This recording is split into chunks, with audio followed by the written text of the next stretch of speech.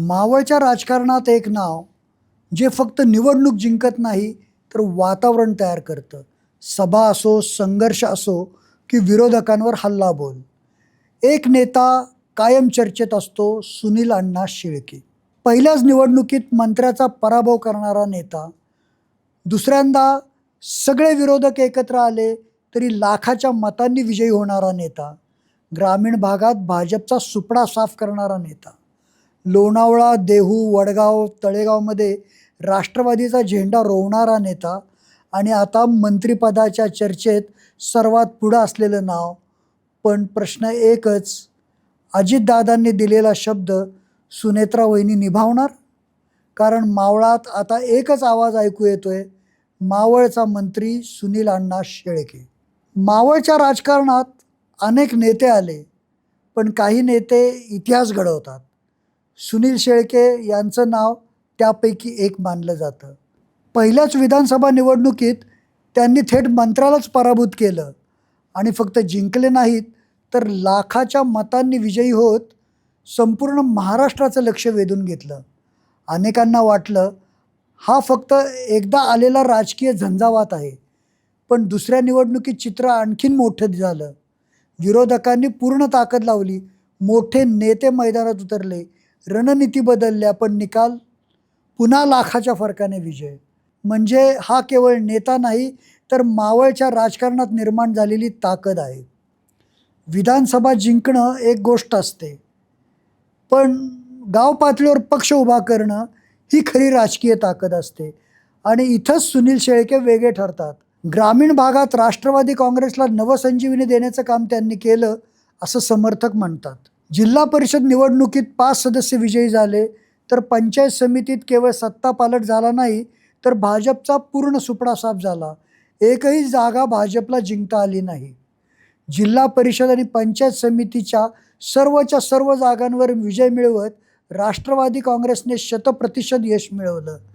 ही फक्त निवडणूक नव्हती तर ग्रामीण भागात निर्माण झालेल्या शेळके पॅटर्नची ताकद होती. फक्त ग्रामीण भागच नाही तर मावळातील शहरांमध्येही राष्ट्रवादी काँग्रेसची मजबूत पकड तयार करण्यात सुनील शेळके यशस्वी ठरल्याचं दिसतं. लोणावळा, वडगाव, देहू या ठिकाणी राष्ट्रवादी काँग्रेसची निर्विवाद सत्ता आहे आणि विशेष म्हणजे नगराध्यक्षही राष्ट्रवादी काँग्रेसचेच आहेत. म्हणजे ग्रामीण आणि शहरी या दोन्ही पातळ्यांवर पक्ष मजबूत करण्यात शेळके यांची भूमिका निर्णायक ठरली. तळेगावचं उदाहरण मात्र आणखीन वेगळं आहे. महायुती म्हणून निवडणूक लढवताना तळेगावमध्ये भाजपला नगराध्यक्षपद देण्यात आलं, पण त्यानंतरही राष्ट्रवादी काँग्रेसचं निर्विवाद बहुमत कायम राहिलं. राजकीय वर्तुळात अशी चर्चा आहे की समन्वयाचं राजकारण करताना भाजपला दिलेला तो सन्मान भाजपच्या वरिष्ठ नेत्यांमध्येही शेळकेंविषयी सॉफ्ट कॉर्नर निर्माण करणारा ठरला. म्हणजेच फक्त आक्रमक नेता नाही तर समीकरण सांभाळणारा रणनीतिकार म्हणून शेळकेंकडे पाहिलं जातं. राजकारणात काही नेते फक्त भाषण करतात तर काही नेते लोकांच्या आयुष्याचा भाग बनतात. सुनील शेळके यांच्याबाबत समर्थक एक गोष्ट कायम सांगतात, अण्णा फोन घेतात, अण्णा काम करतात, अण्णा ऑन द स्पॉट निर्णय देतात. सामान्य नागरिक असो, कार्यकर्ता असो किंवा एखादी अडचणीत असलेली महिला, शेळके थेट मैदानात उतरतात अशी प्रतिमा त्यांच्या समर्थकांनी तयार केली आहे. म्हणूनच मावळात त्यांना अनेक जण माय बहिणींचा अण्णा म्हणतात. ही फक्त भावनिक ओळख नाही तर राजकीय ताकद आहे.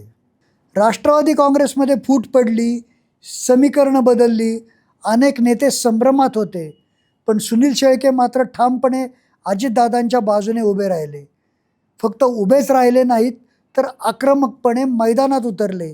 रोहित पवारांवर थेट टीका, विरोधकांना सडेतोड उत्तरं आणि पक्षासाठी आक्रमक भूमिका. त्यामुळेच राज्य पातळीवरही शेळकेंची प्रतिमा मजबूत झाली. अजितदादांनी त्यांना मंत्रिपदाबाबत शब्द दिल्याची चर्चा राजकीय वर्तुळात अनेकदा झाली आणि आता प्रश्न असा आहे की अजितदादांचा तो शब्द सुनेत्रा वहिनी पूर्ण करणार? जर सुनील शेळके मंत्रिमंडळात गेले तर त्याचा फायदा फक्त एका नेत्याला होणार नाही तर मावळच्या राजकारणाला नवं वजन मिळेल. पिंपरी चिंचवड, पुणे जिल्हा आणि मावळ या संपूर्ण पट्ट्यात राष्ट्रवादी काँग्रेसला एक आक्रमक, तरुण आणि जनाधार असलेला चेहरा मिळेल. राज्यात राष्ट्रवादीची मरगळ भरून काढू शकेल असं नेतृत्व, अशी प्रतिमा शेळकेंची तयार होताना दिसते. 2 वेळा विक्रमी विजय, ग्रामीण भागात भाजपचा सुपडा साफ, शहरांमध्ये निर्विवाद सत्ता, जनतेची थेट नाळ, आक्रमक भूमिका आणि पक्षाशी निष्ठा, ही सगळी समीकरणं एका दिशेने इशारा करतात, महाराष्ट्राला मावळचा मंत्री मिळणार. अजितदादांचा शब्द सुनेत्रा वहिनी निभावणार की पुन्हा एकदा राजकारणात गणितं बदलणार? तुम्हाला काय वाटतं? सुनील अण्णा शेळके यांना मंत्रिपद मिळायला हवं का? कमेंट करून नक्की सांगा. व्हिडिओ आवडला असेल तर लाईक करा, शेअर करा आणि मावळ ऑनलाईनला सबस्क्राईब करायला विसरू नका. मी विवेक इनामदार. पुन्हा भेटू एका नव्या विषयासह.